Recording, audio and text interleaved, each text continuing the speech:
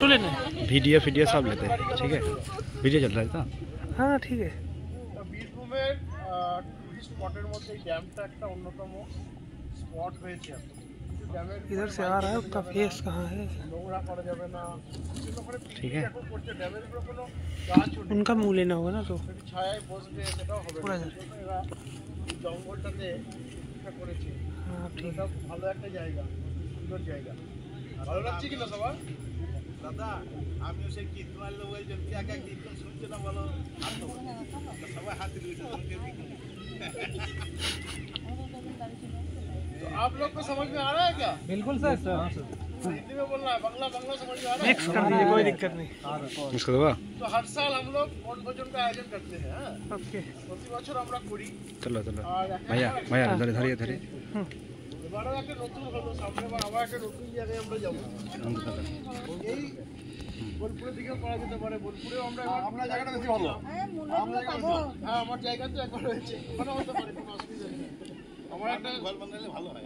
আগেরবার আমার ওখানে অনেকেই গেছিল বোধহয়, ওখানে একটা ছোট্ট আমার একটা ফার্ম হাউস আছে, আর সেখানেও খুব সুন্দর পিকনিক করা যায়। আমরা আগামী দিনে করবো। আর একটা বিষয় মানে পিকনিকটা বছরে একবার করি আমরা, আগে বলেছি বড়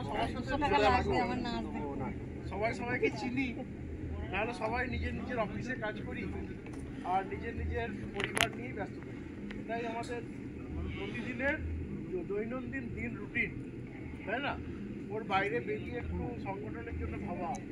আর এই সংগঠনটা একটা অন্যরকম সংগঠন, আমরা একটু বুঝেছি এতদিনে যারা এই সংগঠনের মেম্বার হয়েছে, বাকি সংগঠনের থেকে আলাদা। আমরা কি বলি প্লাস্টিক বর্জন করুন, আমরা কি বলি স্বদেশী নেন, আমরা কি বলি গাছ লাগান।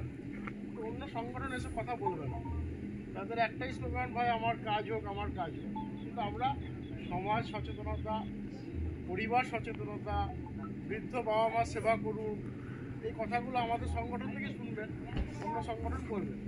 সেই জন্য আমাদের সংগঠন অনন্য বাকি সংগঠন। যারা গ্রামীণ ডাক সেবক আজকে এখানে আছে, সবাই কিন্তু নিজের যোগ্যতায় চাকরি পেয়েছে, তাই না? কাউকে 1 পয়সা দিতে হয়নি, হয়েছে কাউকে পয়সা দিতে হয়নি। আগে কিন্তু এরকম হতো না। এনারা সব আছেন কোথায়? আমাদের কীর্তনহাট থেকে চন্দ্রশেখর 3 লাখ টাকা ঘুষ দিয়ে ঢুকেছে।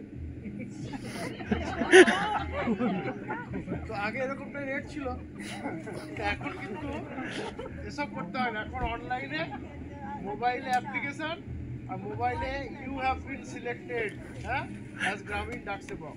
আর এটা সিলেকশন হওয়ার পরে আমরা সুপার টাকায় যাই, এই যখন আমাকে সিলেকশন করেছে আমাদের সার্টিফিকেট দেবে, তাই না? তো আগে এরকমটা ছিল না। তারপরে তোমরা রুট দিয়েতে ট্রান্সফার হলে, বুঝলে না? তুমি রামপুরহাট থেকে চলে এলে, চলে এলে। আগে এরকম ছিল, আগে ট্রান্সফার হতো বছরে একটা, লিমিটেড ট্রান্সফার ফেসিলিটি ছিল। তারপরে ফাইল বুক করার জন্য নেতাদের পিছনে ঘুরতে হতো, পয়সা দিতে হতো। আজকে কিন্তু সেটা হয়েছে। এই জন্যই আমাদের সংগঠন অনন্য। আমরা এইসব দিকগুলোকে দেখেছি, আমরা ইন্ডিয়ানবাজি দেখি যে আমার পিছনে লোকেরা ঘুরবে নেতার পিছনে, এটা নয়। ওরা নিজেরা নিজেদের কাজ আজকে করতে পারছে। আমাদের সংগঠনে সবাই কিন্তু এখানে কে নেতা আমরা দেখি না, গোপাল নেতা, কেউ বলছে কিশোরী নেতা, কেউ বলছে অপূর্ব নেতা, কিন্তু আমাদের নেতা নির্দিষ্ট না, আমরা সবাই নেতা, তাই না? আমরা সবাই রাজা আমাদের সংগঠনে। তো আমাদের সংগঠন এই কারণেই অনন্য। আর দ্বিতীয় হচ্ছে আমরা এই সংগঠন বীরভূম জেলায় শুরু হওয়ার পর থেকে দিন করে গড়ে উঠেছে। আমাদের প্রবীর শাহ, কাশিনী প্রবীর শাহ বলে বাবুই পাখি বাসা। আমাদের সংগঠন বাবুই পাখি নিজেরাই তৈরি করেছি, কোনো লিডার আমাদেরকে তৈরি করা কোনো সংগঠন নেই, আমরা নিজেরা গড়েছি আমাদের এই সংগঠন। সেই জন্য এই সংগঠন বাকি সংগঠনের চেয়ে সম্পূর্ণ আলাদা। আর একটা দিক, এখানে প্রত্যেকের কথা শোনা হয়। এখানে অনন্ত পাল বা পূর্ব বরেন্দ্র সেটাই সবাই এমনটা নয়, প্রত্যেকের মতামত নিয়ে করা হয়। আর সেই জন্য বীরভূম জেলা সংগঠনটাও বাকি পশ্চিমবাংলায় বাকি সংগঠনও বলে যে এরা খুব ভালো সংগঠন চালায়। বিশেষ করে মহিলারা, তোমরা যে কমিটিতে করেছো ওখানে গিয়ে কলকাতায় গিয়ে, সেটা এখনও পর্যন্ত বলে যারা বীরভূম থেকে একসঙ্গে 20-25 জন মহিলা এসেছে আমাদের মহিলা কমিটিতে যোগদান করতে। এটা একটা দিক, আমরা আমাদের রাইটস, আমাদের অধিকার আমরা নিজেরা তুলে ধরতে পারি। আর একটা সবচেয়ে বড় ব্যাপার, ভারতীয় মজদুর সঙ্গে ব্যানার তলে আমরা সংগঠন করি। ওই যে লোগো বা ঝান্ডা দেখছে, এটা একটা হাত আছে, মুষ্টিবদ্ধ হাত, এটা আমাদের লোগো। মানে আমরা শ্রমিক, আমরা অফিসে কাজ করি, আমরাও শ্রমিক। আমাদের অধিকার, আমাদের শ্রমিকের মুষ্টি থেকে ধানের শীষ বেরিয়ে এসছে, কেন যে আমরা আমাদের শক্তি দিয়ে আমরা ওখান থেকে ধানের শীষ মানে শস্য উৎপাদন করি, তাই না? তো আমরা এই সংগঠনটা, আমরা সবাই শ্রমিক, আমাদের মধ্যে কোনো ভেদাভেদ নেই। Group C, postman, MTS, GDS এবং ভেদাভেদ নেই। সবাই আমরা এই ডিপার্টমেন্টের জন্য কাজ করছি। আর আমরা কাজ করি কার জন্য? রাষ্ট্রহিতের জন্য। এই দেশের জন্য কাজ করব, এই বিভাগের জন্য কাজ করব, আর আমরা আমাদের জন্য কাজ করব। এই মন্ত্র নিয়ে আমরা চলি। ভারতীয় মজদুর সংঘ 1955 সালে শুরু হয়েছে। আমরা আগের মিটিংও শুনেছি।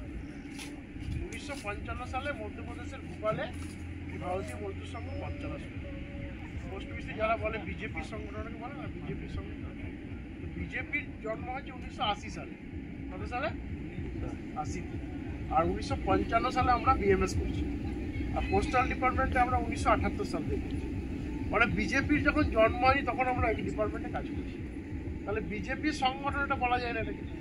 তো যারা বলবে বিজেপির সংগঠন, তাদেরকে বোঝাবে এটা না কোনো পলিটিক্যাল পার্টি দ্বারা পোষিত, না কোনো বড় রাজনৈতিক অরাজনৈতিক ক্ষেত্রে দ্বারা পোষিত। আমরা নিজেদের সংগঠন, শ্রমিকদের দ্বারা শ্রমিকদের সংগঠন। ঠিক আছে, আমরা বলতে পারবো আমরা সম্পূর্ণভাবে নন পলিটিক্যাল ট্রেড ইউনিয়ন। আজকে যারা আমরা বসে আছি, আমরা নন পলিটিক্যাল ট্রেড ইউনিয়নের ব্যানারে বসে আছি। ঠিক আছে, বাকি সংগঠন বলে আমরা নন পলিটিক্যাল, কিন্তু আজকে তারা ধরা পড়ে গেছে। সিপিআইএমকে চাঁদা দেওয়ার জন্য এআইপিইউ, গ্রুপ সি বা এনএফপি ডিরিকগনাইজ হয়ে গেছে। মানে তারা একটা পলিটিক্যাল পার্টি দ্বারা পোষিত। বাকি আরেকটা সংগঠন ন্যাশনাল ইউনিয়ন। ন্যাশনাল ইউনিয়ন হচ্ছে তারা লিখে অ্যাপ্রিয়েটেড বাই আইএনটিসি। আইএনটিসি কারা? Indian national trade union Congress হচ্ছে কংগ্রেসের একটি সংগঠন, শ্রমিক সংগঠন। তো তারাও নট পলিটিক্যাল নয়। কংগ্রেস কি? কংগ্রেস বলতে এও হিউম তৈরি করেছিল, আমরা পড়েছি স্বাধীনতার সময়। সেই কংগ্রেস আজকে নেই। এখন যে কংগ্রেস আছে সে হচ্ছে কংগ্রেস আই, ইন্দিরা কংগ্রেস। কংগ্রেস টুকরো হয়ে 35টা দলে পরিণত হয়েছে। এখন যে কংগ্রেসটা ইন্দিরা কংগ্রেস, তাদের অ্যাপয়েন্টেড শাখা হচ্ছে আইএনটিসি। তারাও পলিটিক্যাল সংগঠন। তাহলে বাকি রইলে ভারতীয় পোস্টাল ওয়ার্কার্স ফেডারেশন, যেখানে আমরা বসে আছি, সম্পূর্ণভাবে নন পলিটিক্যাল। বোঝা গেল?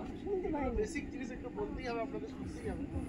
দ্বিতীয় যেটা, সেটা হচ্ছে ভারতীয় মজদুর সংঘ 1955 সালে শুরু হয়েছে। আর আমাদের 2025 সালে কত বছর হবে? 70 বছর। 1955, 2025 কত বছর হবে দিদিমণি? বিএমএস 1955 সালে শুরু, আর 2025 কত সালে হবে?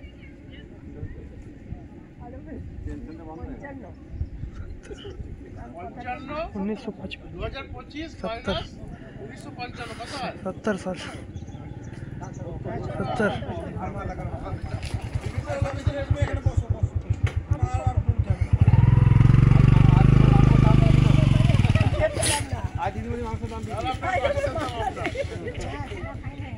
তো বোঝা গেল, মানে আমরা বিএমএস 70 বছর ধরে কাজ করছি। তাহলে 2025 সালে बीएमएस 70 বছর। ठीक है, बीएमएस का 70वां साल 2025 में। তো 70 বছর উপলক্ষে আমরা কিছু প্রোগ্রাম করব। আমরা জেলাতেও প্রোগ্রাম করব যে আমরা আমাদের সংগঠনটা 70 বছর ধরে কাজ করব। বাকি সংগঠন কেউ 70 বছর 100 বছর থেকে সব টুকরো হয়ে গেছে, কিন্তু আমরা একত্রিতভাবে 70 বছর ধরে সংগঠনটা করছি। সেই জন্য আমরা একটা বড় প্রোগ্রাম কার্যক্রম পেয়েছি, যেটা আমাদের পলাশদা আছেন, পলাশদার হাত ভেঙে গেছে, তাও এসেছে আজকে বলার জন্য। পলাশদার নেতৃত্বে একটা বড় প্রোগ্রাম আমরা পেয়েছি, পোস্টম্যানের অল ইন্ডিয়া কনফারেন্স বীরভূম জেলায়। অল ইন্ডিয়া নেতৃত্ব পলাশদার উপর ভরসা রেখেছেন, ওনারা দায়িত্ব দিয়েছেন বীরভূম জেলায় পোস্টালের অল ইন্ডিয়া কনফারেন্স। একটা বিরাট সৌভাগ্যের জায়গা, যেটা পশ্চিমবঙ্গে কখনোই হয়নি। বহু আগে 2-3 বছর আগে মালদাতে হয়েছিল পোস্টালের অল ইন্ডিয়া, তারপরে আমরা বীরভূম পাচ্ছি। এই উপলক্ষে আমাদের সবাইকে সহযোগিতা নিয়ে আমরা এই প্রোগ্রামে অংশগ্রহণ করব। তার সঙ্গে কিশোরীদের একটা রিসিভ বলে আসছিল তোমার, এই বিএমএসের 70 বছর উপলক্ষে আমরা কিছু ফান্ড সংগ্রহ করব, অর্থ সংগ্রহ অভিযান। সেটা জেলারও হবে, রাজ্যেরও হবে এবং অল ইন্ডিয়া। তাহলে 500 টাকা একটা কুপন, আমরা যারা আছি সবাই 500 টাকা একটা কুপন নিয়ে গেল, ওরা কিশোরীরা দেবেন। বিএমএস এর 70 বছর উপলক্ষে বিশেষ তহবিল গঠন। আমরা বারবার ফাইটিং ফান্ড চাই না, বারবার আমরা পয়সা চাই না, বারবার কিছু করি না, কিন্তু আমরা আমাদের সংগঠনের জন্য একবার অর্থ সংগ্রহ আমরা করবো। তো সেটা 500 টাকা করে হিসাব করে আমাদের কিশোরীরা আপনাদেরকে দেবেন, এটা আমরা করবো। তার সঙ্গে পলাশদা অল ইন্ডিয়া কনফারেন্সে একটা টিম তৈরি করবেন। সেই টিমে সবাই থাকবো, বিএ থাকবো, পোস্টম্যান থাকবো, জিডিএস থাকবো।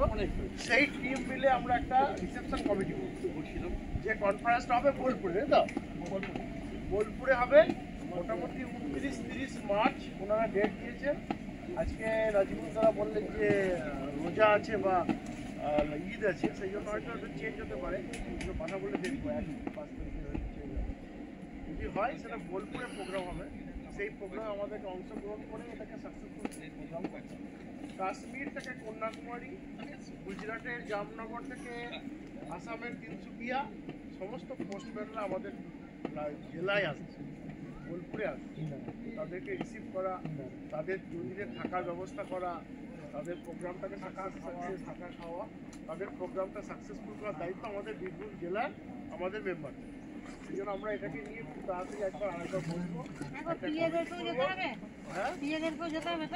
হ্যাঁ হ্যাঁ হ্যাঁ, বিয়েদের যেতে 29-30 মার্চ, মানে মার্চ মাসের শেষের দিকে ছুটি পাওয়া সম্ভব। তখন তো রাত জেগে দিন জেগে সব অ্যাকাউন্ট খোলা যাবে কি? ওটা পরে শনিবার করবো। হ্যাঁ তাই করো, মার্চ বাদ দিয়ে এপ্রিলে করো। এপ্রিলের 5-6 ছুটি দেবে না, ছুটি পাবে।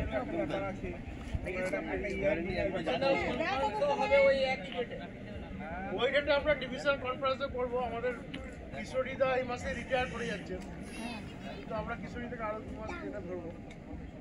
ওই সময় আমাদের ডিভিশন কনফারেন্সটাও করবো, মানে P3, P4, GDS, ওখানে নতুন নতুন কমিটি তৈরি হবে।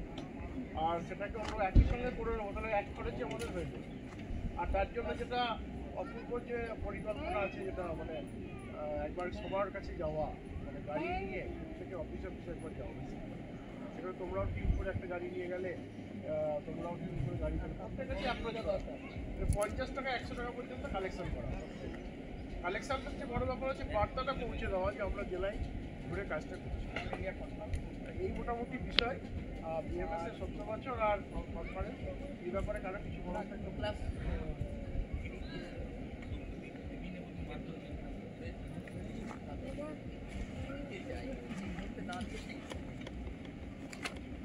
হ্যাঁ, মানে যাদের ট্রান্সফার হয়ে খুশি হয়েছি আমরা, টেম্পোরারি ট্রান্সফার, তারা সংগঠনকে কিছু অর্থ দিতে চায়, সাহায্য করতে চায়, তাহলে সে দিতে পারে। কিশোরীদের সাথে কথা বলে যে আমি আমার তরফ থেকে কিছু দিলাম, এটাও করা যায়। অনেকে বলছিল ওটাই, তোমাকে বলেছি যে আমি 5,000 টাকা দেবো। এরকম ইন্ডিভিজুয়াল যারা দিতে চান, রিসিট কেটে রাজীবুল ভাই মাথায় রাখুন। তো সংগঠনকে আমাদের সুপুর লাগবে, এত বড় একটা রিসিট কেটে অবশ্যই যাকেই পয়সা দেবেন রসিদ কেটে সেই পয়সাটা দেবেন, ঠিক আছে? কোনো প্রশ্ন থাকলে বলুন। কারো কোনো প্রশ্ন?